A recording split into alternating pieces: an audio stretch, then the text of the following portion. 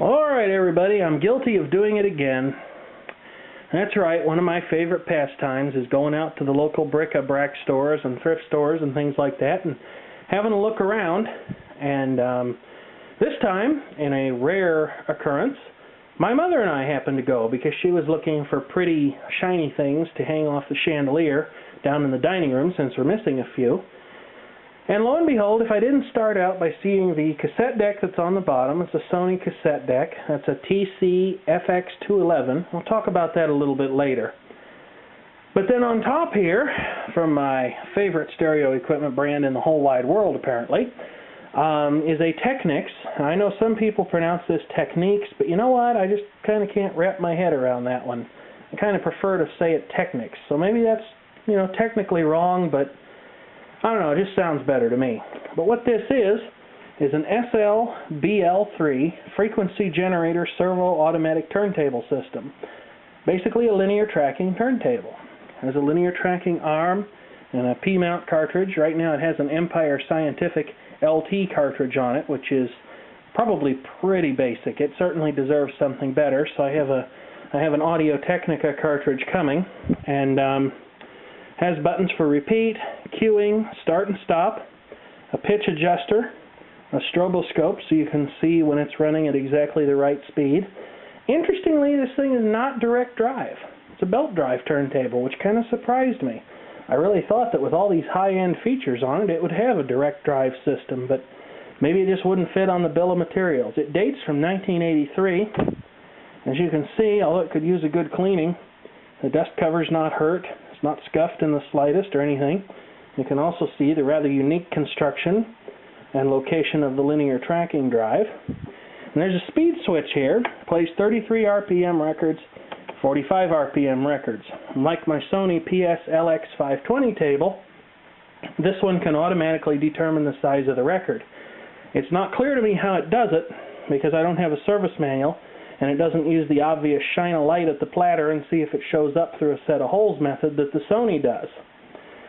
As you can see, it turns freely now, but such was not the case when I bought it. It has a rotten belt, so I can't play it just yet, but I have a belt coming to fix it. And the rotten belt was caught up in the platter, thusly keeping it from turning. But like I said earlier, it's a two-speed turntable.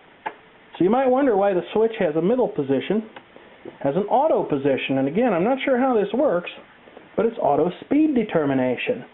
Somehow or another, maybe it bases it on size, although I don't know for sure. Maybe it simply assumes that every 7-inch record is a 45 RPM record, for which there is a pop-up adapter built in.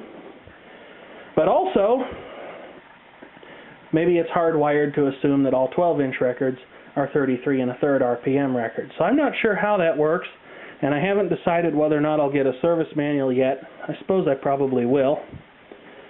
But that's this thing, and the cassette deck on the bottom is a much sorrier story, unfortunately.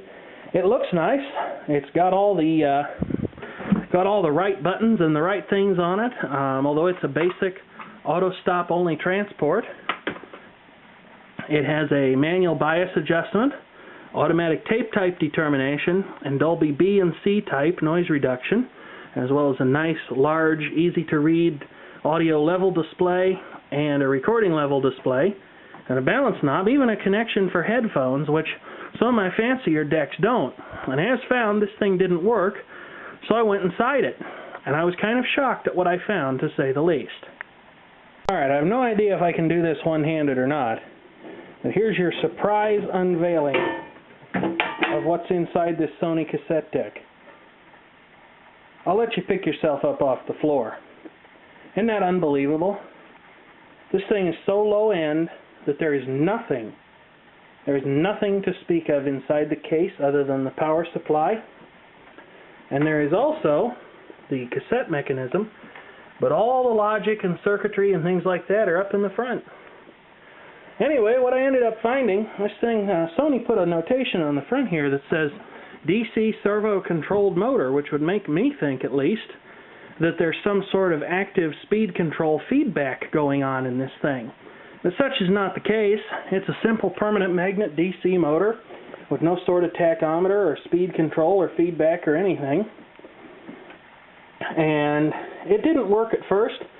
I'm not really sure why, because all I did was take it apart, which was quite an ordeal. As simple as it looks, the best news was that the cassette mechanism came out of there without a fight. And as soon as I took this protective pretty door off, this thing just pivoted right out. Of course, there's plenty of room for it to pivot, and there was no annoying Litz wiring, and this one connector up here for the tape type determination came unplugged. Well, then to get at the motor, as you can see, the motor is screwed to a shroud, but if you look in the cassette basket here, there's no screws on the other side. You have to take this table off, this what I would call the real table, and this reflective position indicator thing. This thing has to be unscrewed, and then, and only then, can you get at the motor, so it would really be helpful to have 4 hands if you're going to work on this thing when you go to put the motor back on. Also discovered that the capstan drive, that little shiny shaft down there with the gold end on it, there's supposed to be a C-clip that's holding that in place, and there's not, so it can just fall right out. Fortunately, the tension of the belt tends to keep it in place for now. But what really struck me about this thing, after I got it back together, it did indeed come back to working, and I don't know if maybe someone had been inside it or something like that. But practically every component-style tape deck that I have ever seen has one feature in common, and that is full automatic stop capability on all the functions. Guess what? This doesn't. It'll just sit there forever until you decide to press the stop button. I really couldn't believe that. I really couldn't believe that someone, especially someone as normally well respected as Sony, had actually constructed a deck so cheap that the only means of auto stop it supports is for playback and recording operations. And it's true, there's just a simple peg type sensor down here that when the tape pulls tight, it trips the mechanism to shut off. Not even sure why they bothered. Automatic tape type detection works. The manual bias adjustment, I played with that last night, and although it's a sign of quality, something that's typically only seen on better tape decks to let you set and calibrate the unit for your type of tape, and the manual for this thing, which is available from Sony's website, seems to discuss it, it doesn't seem to have any effect, at least not with these conventional normal bias TDK Superior D90 cassettes. It didn't play very well either. It sounded kind of bad, but after a head cleaning and a visit from the tape head demagnetizer, it was definitely a lot better, and it's not performing too badly, and its speed regulation is pretty good. But what a piece of black plastic crap. I couldn't believe it. I'm pretty sure that I've seen Sound Design and Emerson and York's cassette decks that were better made than this one is. That's just kind of inexcusable, especially for somebody with the reputation of Sony Corporation. So that was definitely a low point, but the good news is I managed to score both pieces in exchange for some other work. I'm actually repairing a television set for the owner of the shop. And so these things, as well as a container full of cassettes, didn't end up costing me anything, and all he's paying for is the parts that go in the TV. So that's the story there. Sometimes the gems in the thrift shops aren't always what you would expect them to be. I'd have really expected that this cassette player would be of decent quality. And now that it plays and records acceptably well, I suppose I'll probably keep it and use it on maybe my garage stereo system or something where I really don't care, what happens to it, or I wouldn't want to put a good cassette deck out there. Anyway, in closing, the only thing I can think of to say about this thing that hasn't already been said is the behavior of the Dolby noise reduction circuit. I can ordinarily hear the effect when Dolby noise reduction is turned on, but this deck apparently has a very aggressive Dolby encoder.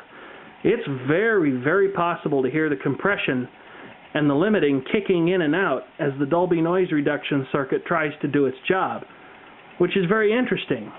Typically, when I turn a Dolby encoder off or a Dolby decoder off, what I can hear is the increased brightness to the sound, but I've never heard something that had as pronounced of a compression and expansion effect as this thing does. I don't know if that's trying to cover up for the generally lackluster quality of the deck, or if it's just how Sony designed it.